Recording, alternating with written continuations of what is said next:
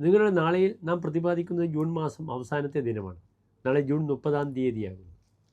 നാളെ 1201 മിഥുനമാസം 16-ാം തീയതിയുമാകുന്നു. നാളെ മിഥുനം 16-ന് അഥവാ ജൂൺ 30-ന് സൂര്യോദയം തൃശ്ശൂരിൽ കാലത്ത് 6:10, അസ്തമയം വൈകിട്ട് 6:46. നാളത്തെ രാഹുകാലം നിങ്ങൾക്കറിയാം. നാളെ മംഗളവാരമാണ്, ചൊവ്വാഴ്ചയാണ്. ചൊവ്വാഴ്ചത്തെ രാഹുകാലം 3 മുതൽ 4:30 വരെയുള്ള വൈകിട്ടത്തെ സമയം, 1.5 മണിക്കൂർ സമയം നാം ശുഭകാര്യങ്ങളൊന്നും തന്നെ അനുഷ്ഠിക്കാറില്ല. നാളത്തെ തിഥി പൗർണമി കഴിഞ്ഞുള്ള കറുത്തപക്ഷത്തിലെ പ്രഥമ തിഥിയാകുന്നു. കറുത്തപക്ഷത്തിലെ 1-ാമത്തെ തിഥിക്കാണ് പ്രഥമ അഥവാ പ്രതിപദം എന്ന് പറയുന്നത്. പ്രതിപദം ഒരു നല്ല തിഥിയാണോ? പൗർണമി കഴിഞ്ഞ് 5 തീയതി വരെ ചന്ദ്രൻ ബലവാനാണ്. പക്ഷേ പ്രതിപദത്തിന് ദാരിദ്ര്യം പ്രതിപദം കുര്യാത്. 1-ാമത്തെ തിഥി പ്രഥമാ തിഥി പ്രതിപദ തിഥി ദാരിദ്ര്യത്തെ ഉളവാക്കുന്നു എന്നാണ് പറയുക. അതിനാൽ സാമ്പത്തിക വിഷയങ്ങൾക്ക് നാളത്തെ ദിനം അനുകൂലമല്ല. അതിനുമപ്പുറം നാളെ ചൊവ്വാഴ്ചയാണ്. അതിനുമപ്പുറം നാളത്തെ നക്ഷത്രമോ പൂരാടം നക്ഷത്രമാണ്. പൂരത്തിൽപ്പെടുന്ന നക്ഷത്രമാകുന്നു പൂരാടം.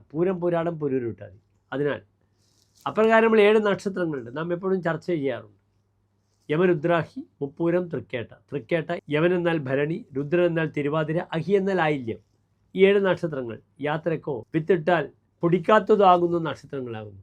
അതിനാൽ നാളത്തെ ദിനം, തിഥി, അപ്രകാരം തന്നെ നക്ഷത്രവും ശുഭകാര്യങ്ങൾക്ക് നാം സ്വീകരിക്കാറില്ല. നാളെ എൻ്റെ പ്രിയപ്പെട്ട പ്രേക്ഷകർക്ക് വളരെ അനുകൂലമായി ഭദ്രകാളി ക്ഷേത്രത്തിൽ പോകാം. പൂരാടം നക്ഷത്രത്തിൻ്റെ അധിപനായ ഗ്രഹം ശുക്രനാണ്. ഭരണിപൂരം, പൂരാടം ഈ നക്ഷത്രങ്ങളെ അധിപനായ ഗ്രഹം ശുക്രനാണ്. ശുക്രൻ ദേവിയാണ്. അന്നപൂർണേശ്വരി, ലക്ഷ്മി, യക്ഷിവ ഭൃഗുനന്ദന. ശുക്രനെ കൊണ്ടാണ് അന്നപൂർണേശ്വരി, ലക്ഷ്മി, യക്ഷി മുതലായ ദേവതകളെ ചിന്തിക്കുന്നത്.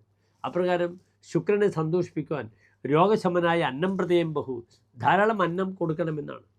അതിനാൽ ദേവീക്ഷേത്രത്തിൽ നാളെ ചൊവ്വാഴ്ചയാണ്, പൂരാടം നക്ഷത്രമാണ്. അതിനാൽ ഭദ്രകാളി ക്ഷേത്രത്തിൽ നാളെ രക്തപുഷ്പാഞ്ജലി, കടുംപായസം, അവിടെ അന്നദാനമുണ്ടെങ്കിൽ അതിനൊരു ഭാഗഭാക്കാവുക. ചൊവ്വാഴ്ച എല്ലാ ഭദ്രകാളി ക്ഷേത്രത്തിലും മിക്കവാറും ക്ഷേത്രങ്ങളിൽ അന്നദാനമുണ്ട്. അതിനൊരു ഭാഗഭാക്കായി നമ്മളെ കഴിയുന്ന സംഭാവനയൊക്കെ ചെയ്യുക. നാളെ ദേവി മഹാത്മ്യം വായിക്കാം, അല്ലെങ്കിൽ ദേവി കവചം വായിക്കാം. ഇതിനൊക്കെ നാളത്തെ ദിനം വളരെ ഉത്തമമാണെന്ന് അറിയുക. എല്ലാ പ്രിയപ്പെട്ട പ്രേക്ഷകർ ശോഭനമായ നല്ലൊരു നാളത്തെ ദിനത്തെ പ്രാർത്ഥിക്കുന്നു. നന്ദി, നമസ്തേ.